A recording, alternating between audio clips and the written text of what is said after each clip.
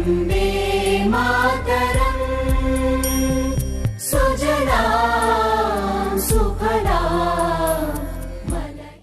आप सबका सीजेडएमए क्लासेस में स्वागत है। हम लोग आर्मी यानी कि राम सिंह यादव सर का जो प्रकाशन चल रहा है उसी में पेपर सेट नंबर हम 3 करने जा रहे हैं। तो क्वेश्चन नंबर पहले को हम लोग देख लेते हैं। अभी तक 2 सेट हमने कंप्लीट कर लिए हैं। आपने कहा कि गति ज़्यादा तेज़ है तो आज हम कोशिश करेंगे कि धीमे धीमे बात को बताया जाए। तो पहला आपका क्वेश्चन है, लिख रहा है कि 2x + 2, यहाँ पे 2 ब्रैकेट हैं, इसके साथ साथ में x + 3 + 8 और ये ब्रैकेट आपका क्लोज है। यहाँ पे लिखा है 2x + 1 और आगे लिख रहा है x + 5। तो x का मान क्या होगा? x का मान ज्ञात कीजिए। इसे आप कई मेथड से आप लगा सकते हैं। तो सबसे पहले इसके ऑप्शन देख लेते हैं। ऑप्शन है 2, 3, 1 और डी है 4 ऑप्शन। आप या तो ऑप्शन मेथड से करिए अथवा इनका आप इनमें मल्टीप्लाई करिए, इसके बाद में आंसर निकालिए। दोनों आपके पास विधियां मौजूद हैं, आप जो भी विधि यूज करना चाहें वो यूज कर सकते हैं। तो x के स्थान पे 2 रखेंगे, 2 दूना 4 और 2 कितना हो गया 6, 2 और 3 आपका कितना हो गया 5, 8 का इसमें क्या है मल्टीप्लाई है और बराबर का निशान, 2 दूना 4 और 1 5 और यहाँ आपका कितना है 2 और 5 7 हो गया। मल्टीप्लाई आप 7 करेंगे, ये कितना हुआ तो 30 और 30 और 8 कितना हो जाएगा 38 हो जाएगा। यहाँ आपका 35 बना, ये कभी भी इक्वल नहीं होंगे, इसलिए ऑप्शन 1 आपका गलत है।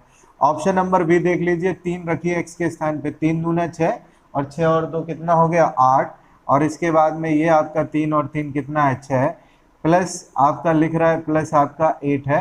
इधर भी देख लीजिए 6 और 1 7 और इधर आपका 3 और 5 कितना 8, तो ये 56 रहा और ये कितना हो गया 48 + 8। तो आप जानते हैं कि 48 में जब आप 8 को ऐड करेंगे जोड़ेंगे तो आपका कितना होगा 56 ही होगा। तो ऑप्शन नंबर बी आपका क्या हुआ करेक्ट हुआ। इस तरीके से ऑप्शन मेथड से इस क्वेश्चन को बड़े आसानी से हम लोग हल कर सकते थे। अथवा एक और तरीका कि यहाँ पे मल्टीप्लाई करें और कैलकुलेशन को आगे ले जाएं, नहीं तो आप ऑप्शन विधि से लगा दीजिए। अब क्वेश्चन नंबर हम लोग दूसरे को देख लेते हैं। क्वेश्चन नंबर हमारा जो सेकंड है वो लिख रहा है 10 किलोमीटर में कितने मिलीमीटर होते हैं। लिख रहा है क्वेश्चन नंबर दूसरा 10 किलोमीटर में कितने मिलीमीटर होते हैं। इसको कैसे लगाएंगे? तो इसमें लिखा है 10 किलोमीटर में कितने मिलीमीटर होते हैं, तो 10 लिख लिया हमने, किलो का मतलब आपका 1000 और आगे आपका क्या लिखा है मीटर, लिख लिया हमने। तो आपकी जीरो कितनी होंगे 1 2 3 और 4।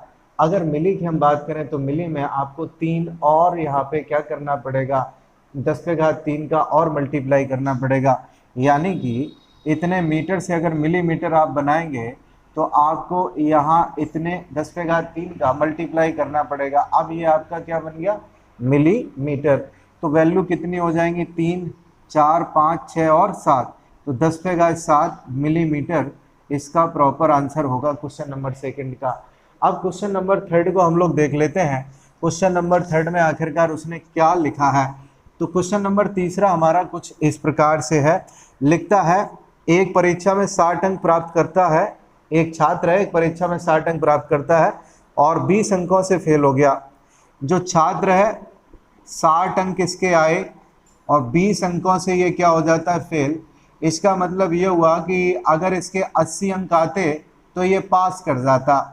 इसका मतलब तो यही है 60 अंक आए और 20 अंकों से फेल हो गया, इसका मतलब ये है कि 80 अगर अंक इसके पास होते तो ये कम से कम पास कर जाता। आगे लिख रहा है यदि उत्तीर्ण अंक 40% हो तो कुल अंक कितने हैं। वो कहता है कि उत्तीर्ण के जो अंक हैं वो 40% हो। तो हमने लिखा कि पूर्णांक आपका, पूर्णांक हमको पता है नहीं, पूर्णांक आपको बताने तो हमने x लिख दिया। अब वो कहता है कि x का अगर 40% यानी कि x का अगर 40% नंबर आते हैं तो यहाँ जो छात्र है वो पास हो जाता। पास होने के लिए आपने अभी देखा कि पास होने के लिए कम से कम रिक्वायरमेंट कितने की है, तो 80 नंबरों की जरूरत है, 80 नंबर होने चाहिए। अगर उसको पास करना है। 60 तो बुलाया था, 20 नंबर क्या हो गया, 20 नंबर से फेल हो गया, तो इसका मतलब कम से कम पास होने के लिए 80 नंबर उसको चाहिए। अब यहाँ जो वैल्यू होगी वो 40 दूना 80, x बराबर वैल्यू हमारी कितनी होगी 200। तो ये आपके पूर्णांक रहे परीक्षा के। अब क्वेश्चन नंबर 3 के बाद में चौथे पे चलते हैं। चौथा क्वेश्चन हमारा ये रहा, लिख रहा है कि 4 तथा 16 का माध्य अनुपात क्या होगा। 4 और 16 का माध्य अनुपात। माध्य अनुपात में कुछ नहीं करना है, जो भी आपकी संख्या है इनका मल्टीप्लाई कर दीजिए अंडर रूट के अंदर, तो ये 64 बनेगा, 64 बनेगा। इसका मतलब क्या होता है 8 होता है। क्वेश्चन नंबर 4 होता है समाप्त। अब पांचवें की तरफ हम लोग चलते हैं। क्वेश्चन नंबर कौन सा, पांचवा। लिख रहा है कि 0.014 मल्टीप्लाई 0.0064 किसके इक्वल होगा। तो आपको यहाँ गुणा करवाना है और कुछ नहीं।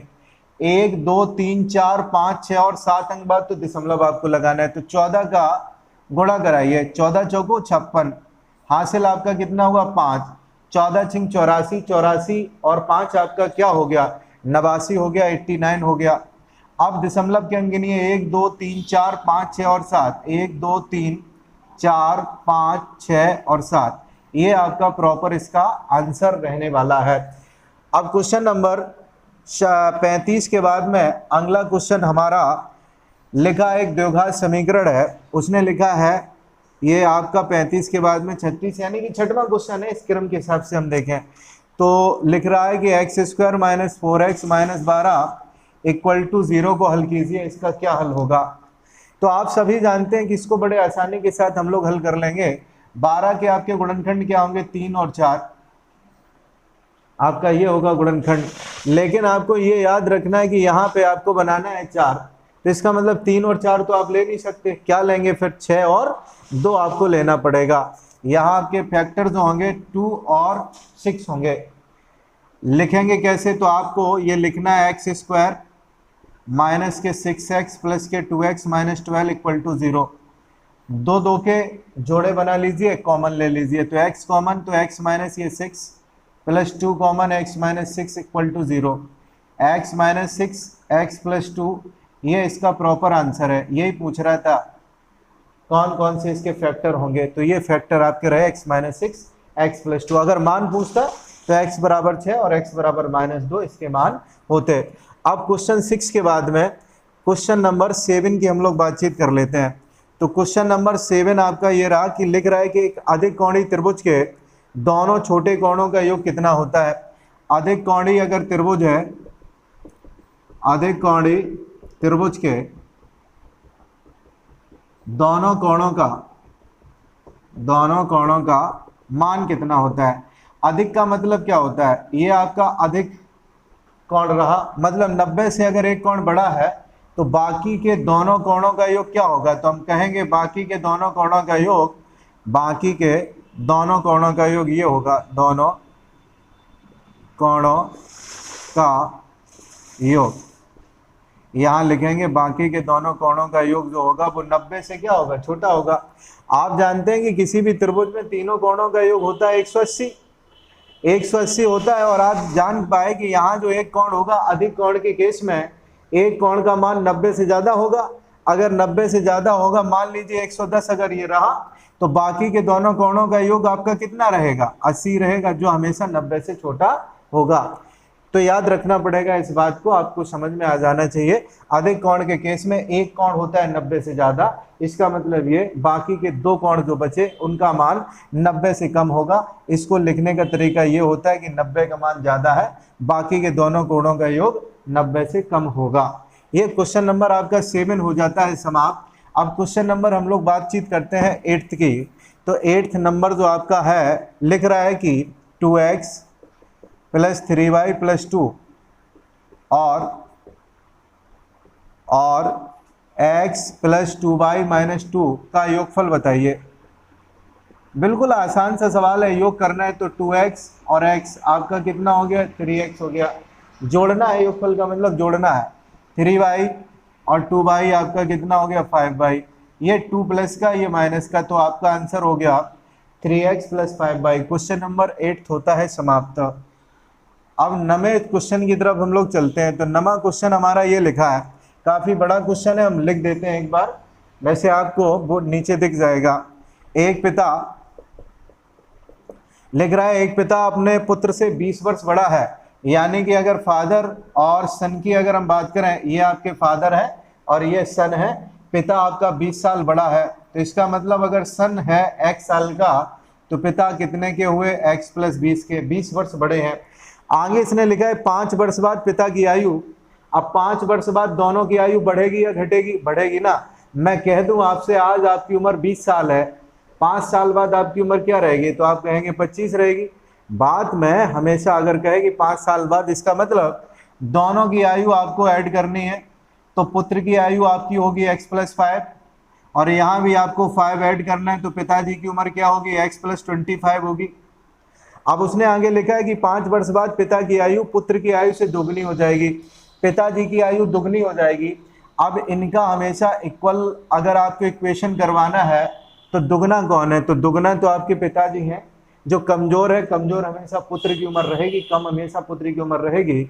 तो यहाँ 2 का मल्टीप्लाई पुत्र की उम्र से करवा दीजिए। अब यहाँ से एक इक्वेशन बनेगी x + 25, ये 2x + 10, तो x बराबर वैल्यू हमारी कितनी आई, 15। अब उसने क्वेश्चन क्या पूछा है, तो वो कहता है पिता और पुत्र की वर्तमान आयु बताइए।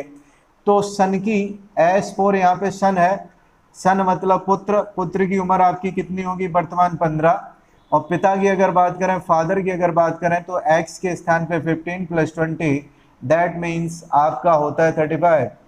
35 है आपका आंसर पिता की उम्र का, और बेटे की उम्र आपकी कितनी है, तो 15 है। अब क्वेश्चन नंबर 9 के बाद में हम लोग चलेंगे क्वेश्चन नंबर 10वें की तरफ। तो 10वां लिख रहा है कि अजय और विजय के आयु का अनुपात, लिख रहा है कि अजय और विजय की आयु का अनुपात 5 अनुपात नहीं है, 3:4 है, 3:4 है। और कह रहा है 5 साल बाद उनकी आयु का अनुपात 4:5 हो जाएगा। सबसे पहले अनुपात को हटाएं, x लाएं। अनुपात का मतलब होता है कुछ इसमें कॉमन है फैक्टर, उस कॉमन फैक्टर को हमने x कह दिया। अब 5 साल बाद क्या होगा, 5 साल बाद अजय और विजय दोनों की उम्र बढ़ेगी। ये उम्र आपकी बढ़ के कितनी हो जाएगी, तो उम्र इनकी बढ़ के हो जाएगी 3x + 5 और विजय आपका 4x + 5। और इसका जो रेशियो आपका गिवन है 5 साल बाद, रेशियो आपका हो जाता है 4:5, यानी कि 4:5 हो जाता है। 5 का मल्टीप्लाई कराइए तो 15x + 25 = 16x + 20। अब 16 और 15 कैलकुलेट करिए, x बचेगा 25 और 20 की बात करें तो 5 बचेगा। अब आपसे वो जानना क्या चाहता है, तो कह रहा है कि विजय की वर्तमान आयु वर्षों में कितनी है। तो ये इनकी वर्तमान है, वर्तमान 5 साल बाद क्या हो जाएगी, ये तो भविष्य की है। अगर वो पूछ रहा है वर्तमान विजय की, तो विजय का आंसर होगा 4x, दैट मीन 4 × 5, ये आपका 20 आंसर होगा। 4 का गुणा 5 में करेंगे 20 होगा विजय का। अजय का पूछता तो 3 का गुणा आप 5 में करते। तो क्वेश्चन नंबर ये हमारा 40 हो जाता है समाप्त, यानी कि 10वां प्रश्न हो जाता है समाप्त। इसके बाद में 41 क्वेश्चन हमारा लिखा है, यानी कि 11वां क्वेश्चन आपका लिखा है √0.09, यहाँ भाग आपको देना है 0.0004 से। ये आपसे क्वेश्चन किया गया है, क्या होगा इसका आंसर। बेहद आसान सी बात है, इसका मतलब क्या होगा कुछ लोग नहीं जानते, उनके लिए बता देते हैं। वैसे ये 0.3 है, ये आपका 0.02 है। अब देख लीजिए क्या है, यहाँ आपने 9 लिख लिया, 1 और 2 अंक बाद दशमलव है, यहाँ 100 कर लीजिए, जितने अंक बाद दशमलव हो उतने ही 0 बटे में कर लीजिए, बटे में। यहाँ भाग है तो भाग की जगह भाग रखिए। इसको लिखने का पैटर्न आपका होगा 4 आपने लिख लिया, 1 2 3 4 अंक बाद दशमलव, 4 0 को आप लिखिए। अब क्या होगा, तो 9 का मतलब आप जानते हैं 3, 100 का मतलब आप जानते हैं 10 बाहर, यहाँ समझ लीजिए। इसका मतलब आपका है क्या 2, 1 और 2 जोड़े बन गए, तो इसका मतलब ये हुआ कि 100 आपको बाहर निकालना पड़ेगा। इसे कैसे हल करेंगे, तो इसे हल करेंगे 3/10, भाग की जगह गुणा लगाएं और नीचे की संख्या ऊपर ले जाएं। 100 बटे इसको 2 लिखिए, 1 0 से 1 0 कैंसिल हो गया, 2 से इसको काटोगे तो 5 आएगा, 3 का गुणा 5 में करोगे तो 15 आएगा। ये क्वेश्चन नंबर 11वां का आपका क्या रहेगा, आंसर रहेगा। और अगर आप चाहें इसका ऑप्शन अगर मिलाना चाहें तो ऑप्शन इसके कुछ अलग दे रखे हैं। ऑप्शन को पहले हम लोग यहाँ लिख लेते हैं। तो पहला ऑप्शन है 0.3 अपॉन 0.02, ये ऑप्शन ए है।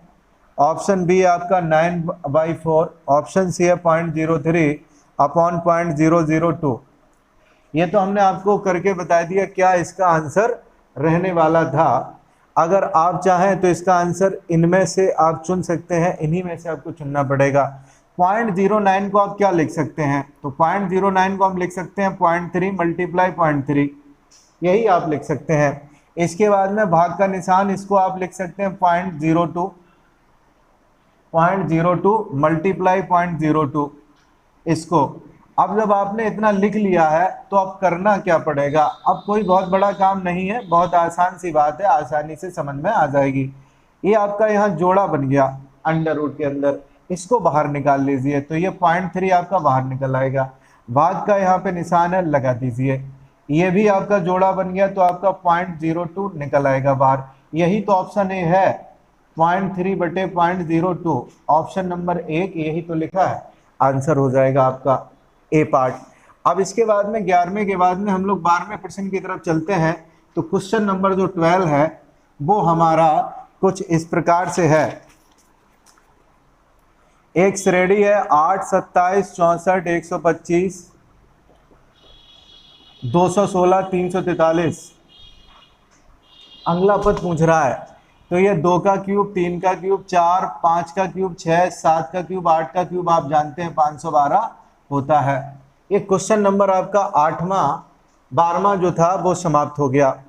इसके बाद में एक और क्वेश्चन है, बिल्कुल आसान सा क्वेश्चन है। लिख रहा है कि A star B star C A star B star C, ये कौन सा नियम है, तो आंसर आपका होगा एसोसिएटिव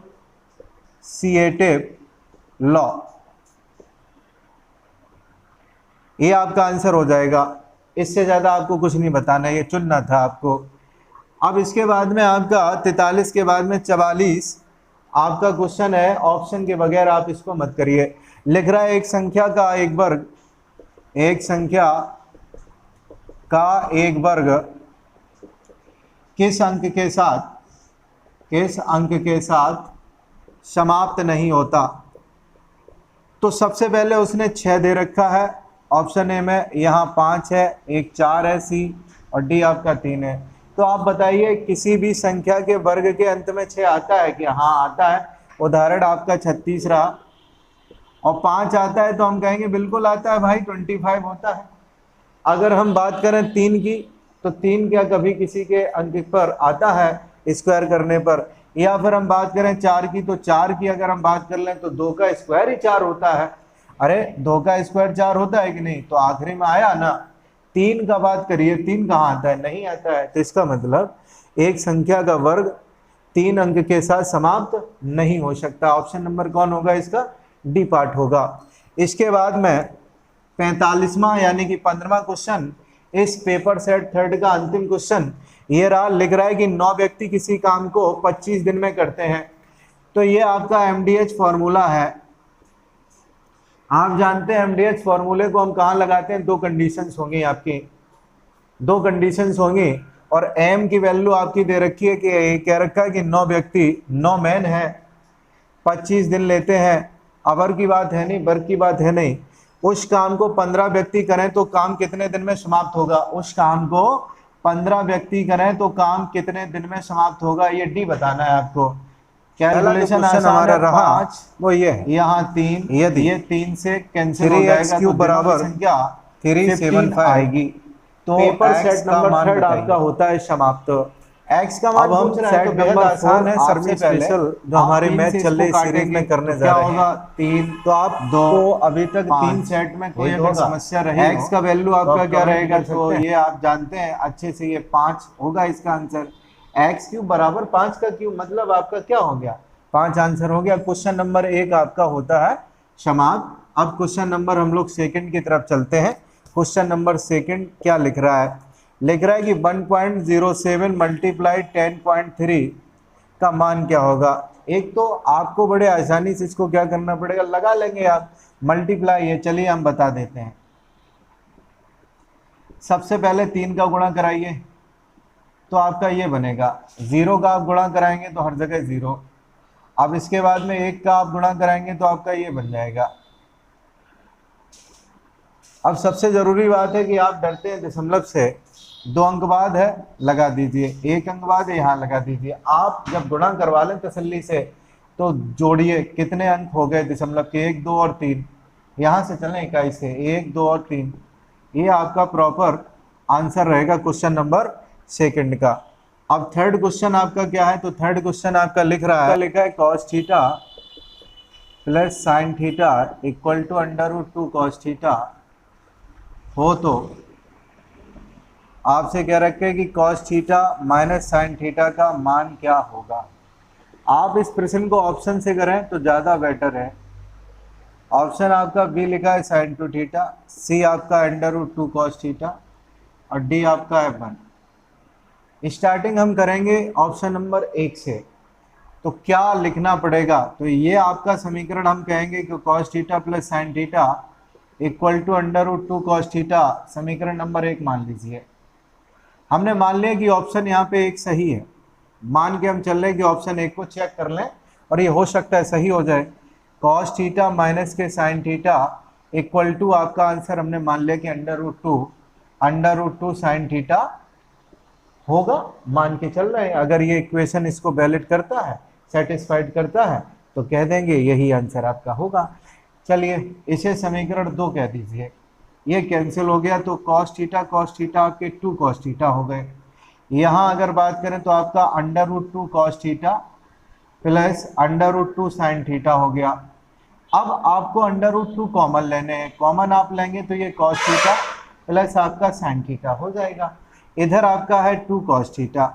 ऐसा आप करिए कि ये जो 2 है और इधर ये आपका लिखा है 2, इधर √2 है। बड़े आसानी के साथ इस 2 को आप कर लीजिए कुछ इस प्रकार से, √2 मल्टीप्लाई √2। जैसे ही आप ये करेंगे इससे ये कैंसिल हो जाएगा। तो आपका जो प्रॉपर आंसर है cos theta plus sine theta का वही आना चाहिए जो शुरुआत में आपने माना है। cos theta plus sine theta का मान क्या, √2 cos थीटा आ गया। यही तो आपका दे रखा है, इसी बात को हमें सेटिस्फाइड क्या करना है, करना था, संतुष्ट करना था। ये संतुष्ट हो गया कि नहीं, तो आप कहेंगे कि ऑप्शन नंबर 1 आपका क्या है, सही है। देख लेते तो इसमें लिखा है एक समकोण त्रिभुज में कर्ण का वर्ग समकोण त्रिभुज में किसके बराबर होता है, आप जानते हैं लंब स्क्वायर प्लस आधार स्क्वायर। तो आप इसका आंसर ये देंगे दोनों भुजाओं के वर्ग के योग के बराबर होता है। तो इसमें पूछ रहा है कि वर्ग के योग किसके, ऑप्शन लिख रहा है कुछ ऐसे, तो आप ऑप्शन किस पे टिक करेंगे, तो ऑप्शन ये होगा ना, 2 भुजाओं के वर्ग के योग के बराबर। अब क्वेश्चन नंबर अगला हमारा है 5th नंबर। तो 5th नंबर में क्या रखा है, एक घन का संपूर्ण पृष्ठीय क्षेत्रफल, घन का संपूर्ण पृष्ठ क्षेत्रफल टोटल सरफेस एरिया 6 स्क्वायर होता है, 6 गुणा भुजा स्क्वायर होता है। क्वेश्चन नंबर 7 में लिखा है अर्धवृत्त का क्षेत्रफल 308 है। तो अर्धवृत्त आपका ये रहा, ये आपकी रेडियस रही, तो अर्धवृत्त का क्षेत्रफल होता है πr² 2 इक्वल टू क्या 308 कर लिया। मान रखिए तो पाई का 22/7, ये 2 आपका ये नीचे लिखा है, r² बराबर 308। काटिए 11 से, 11 दूना आपका क्या हुआ 22, ये आपका कितनी बार कटेगा, तो 28 बार कटेगा। अब कुछ नहीं करना है ज़्यादा विशेष, इस आप चाहे तो इस 2 से इस 2 को क्या कर दें, कैंसिल कर दें। ये जो 2 है इससे आप क्या कर दें, कैंसिल कर दें। अब आपका बचेगा क्या, तो r² बराबर 28, 28 का मतलब 7 गुणे 2 गुणे 2, 7 दूनी 14 दूनी 28, और एक ये नीचे से 7 पहुंच जाएगा। तो आपका जोड़ा 7 का भी बन गया और 2 का भी बन गया। तो आपका जो आंसर रहेगा वो होगा 7 गुणे 2 मतलब 14 सेंटीमीटर में, अगर प्रश्न है तो सेंटीमीटर, मीटर में अगर ये दे रखा है तो मीटर में आंसर लिखेंगे। अब क्वेश्चन नंबर इसके बाद में अगला है 38वां यानी कि 8वां प्रश्न है। तो इसमें लिख रहा है 2 संख्याओं का अनुपात 1:3 है। 2 संख्याएं पहली और दूसरी, इनका रेशियो आपका दे रखा है 1:3, इनका योग 240 है। तो इसे x मानिए, इसे 3x मानिए, योग आपका कितना हो गया 3 और x क्या 4x हो गया। और क्या रखा है 240 के बराबर है, तो x इक्वल टू कितना हो जाएगा 60। अब इसका अंतर बताइए, तो 2x माइनस एक्स का अंतर क्या होगा, 3x माइनस एक्स का अंतर क्या होगा 2x, 2 का 60 में मल्टीप्लाई करिए तो 120 इसका आंसर हो जाएगा। अब क्वेश्चन नंबर आपका है 39, 39 नंबर है, यानी कि 9वां प्रश्न हमारा है। इसमें उसने लिखा है 2x प्लस 2 और x प्लस 3 प्लस 8 बराबर लिख रहा है 2x प्लस 1 x प्लस 5, तो x का मान अभी हमने ये क्वेश्चन सेट नंबर 3 में डिस्कस किया था। आपसे कहा था कि ऑप्शन यहाँ पे ले लें, ऑप्शन आपके ऐसे दे रखे हैं, 0 2 का मतलब 2 है, परेशान नहीं होना है आपको, 0 1 और इसने लिखा है 0 4। ऑप्शन आप जैसे ही उठाएंगे ये बी पार्ट, वैसे ही ये 56 इधर हुआ था, इधर भी 56 हो जाएगा। कैसा था, 3 दूना 6 और 2 8, 3 2 आपका क्या रहा 5, और इधर अगर हम बात करें 3 और 3 यहाँ पे 6, 3 आप ले रहे हैं, ऑप्शन नंबर आप बी चेक कर रहे हैं। 3 दूना 6 2 8, 3 और 3 आपका क्या हुआ 6, और यहाँ आपका कितना है 8 है, तो 8 6 48, 48 और 8 आपका कितना होता है, तो 56 होता है। इसी प्रकार से 3 दूनी 6 और 1 क्या 7, 3 और 2 आपका कितना 5 और 3 आपका 8, तो ये 56 बराबर 56 हो गया। इसका मतलब ऑप्शन बी आपका क्या होगा, सही होगा। अब क्वेश्चन नंबर 10वें की तरफ चलते हैं। ये आपने सेट नंबर 3 में भी कवर किया था। क्वेश्चन नंबर 10वां, एक रेलगाड़ी 40 किलोमीटर प्रति घंटे की रफ्तार से चल रही है, खंबे को 18 सेकंड में पार करती है, तो रेलगाड़ी की लंबाई बताइए। बहुत आसान सी बात है, चाल बराबर दूरी बटे समय आप लगाएंगे। अगर रेलगाड़ी कभी भी किसी खंबे को पार करे या फिर किसी व्यक्ति को पार करे, तो वो अपनी लंबाई के बराबर दूरी तय करती है, आपको मान के यही चलना होगा। ये आपकी रेलगाड़ी रही, ये रेलगाड़ी है, ये व्यक्ति है या फिर खंबा मान लें, तो रेलगाड़ी अब ऐसे पार करेगी ना, पार करेगी तो अपनी लंबाई के बराबर दूरी तय करेगी। अगर खंबे को पार करे, इलेक्ट्रिक पोल को पार करे या फिर पेड़ को पार करे, ये सब बातें आपको समझ में आनी ही चाहिए। तो चलेगा कौन, जो पार करेगा वही चलेगा, यानी कि रेलगाड़ी चलेगी। तो रेलगाड़ी की आपकी चाल कितनी है, 40 किलोमीटर पर आवर है। अब दूरी की अगर बात करें तो दूरी तो अपनी लंबाई के बराबर तय करेगी। समय आपका कितना 18 सेकंड है। व्यवस्थाएं आपकी बड़ी खराब है, यहाँ घंटा है, यहाँ सेकंड है। आप जानते हैं कि इसको बड़े आसानी के साथ हम लोग बदल सकते हैं। कैसे बदलेंगे, तो आपको बिल्कुल बेसिक तरीका बता देते हैं। ये 1000 मीटर हो गया, ये आपका 60 गुणा 60 सेकंड हमने लिख लिया। इधर भी लेंथ आपकी लिखी है, रेलगाड़ी की लेंथ ही निकलेगी। सेकंड से सेकंड खत्म हो गया, इस जीरो से इस जीरो को कैंसिल कर दीजिए, 6 से इस 3 को काट दीजिए, फिर इस 3 से इसको काट दीजिए 20। अब क्या होगा, 0 से 0 और 2 से आपका ये 2 दूना 4, तो आपका कितना मीटर आया लेंथ, 200 मीटर। ये ट्रेन का लेंथ हो जाएगा। अथवा अगर आप लगाते इसको आप दूसरे तरीके से भी कर सकते थे। कैसे कर सकते, तो ये 40 आपका लिखा है, मल्टीप्लाई आप कर देते 5/18 से, तो ये मीटर प्रति सेकंड हो जाता। L/18 सेकंड, सेकंड से सेकंड खत्म, 18 से 18 क्या हुआ 200 हुआ। मल्टीप्लाई करने के बाद में लेंथ आपकी कितनी आएगी, तो 200 आ जाएगी। अब अगला जो हमारा प्रश्न है, अगला जो हमारा क्वेश्चन है, उसमें क्या रखा है, हल करने को क्या रखा है कि a प्लस बी का whole of square minus A square minus B square को हल कीजिए। इसको हल करिए, सॉल्व करिए, तो देखिए क्या होगा, A square plus B square plus 2ab, whole of square खोल लिया हमने, माइनस के ए स्क्वायर माइनस के बी स्क्वायर, ये सब कैंसिल हो गया, तो आंसर आपका क्या रहेगा 2ab रहेगा। ये हमारा प्रॉपर आंसर हो गया।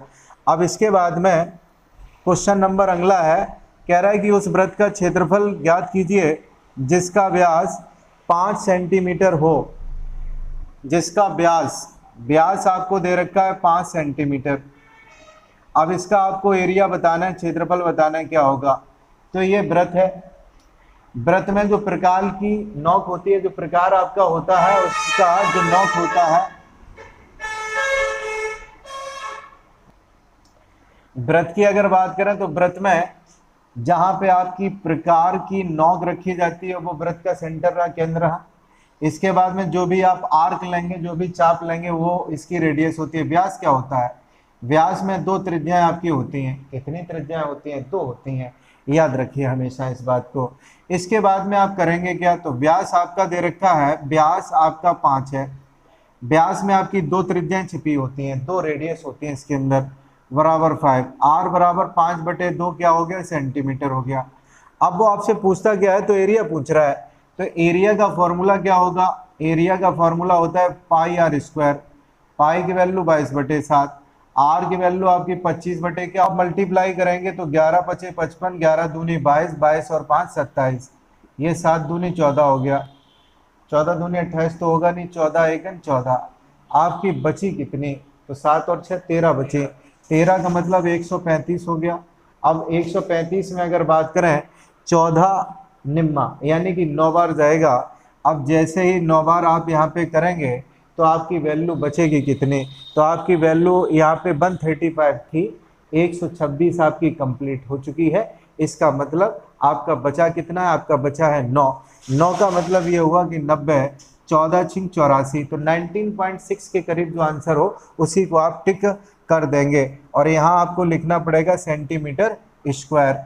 इसके बाद में 42 के बाद में अगला जो प्रश्न है वो है हमारा 43। लिख रहा है कि 729 का वर्गमूल क्या होगा। वर्गमूल आपको बताना है, 729 का वर्गमूल। तो आप बहुत अच्छे से जानते हैं, ऑप्शन देख लेंगे तो ऑप्शन देख के ही कर देंगे। ये 27 रहा, 81 रहा, तो 81 का वर्ग तो होगा नहीं, 1 का स्क्वायर करिए, नहीं होगा। तो साथ ही ऐसा संख्या है जिसका स्क्वायर करने पर आपका 9 आएगा, तो यही होगा 27। इसके बाद में आपका क्वेश्चन है कि 3 9, उसने लिखा है 3 9 27 81, अगला पद आपका क्या होगा। तो आप जानकार अब हो गए हैं। 3 के बाद में यहाँ पे लिख रहा है 3 का गुणा, 3 तिया 9, 9 तिया 27, 27 तिया 81, 81 तिया 243 होता है। तो आपका आंसर ये हो जाएगा 243। अगला प्रश्न है कि लिख रहा है कि बिल्कुल आसान सा प्रश्न है, sine square theta plus cos square theta बराबर क्या होता है। तो आप जानते हैं sine square theta plus cos square theta बराबर आपका होता है क्या, 1। इस तरीके से ये सेट कंप्लीट होता है।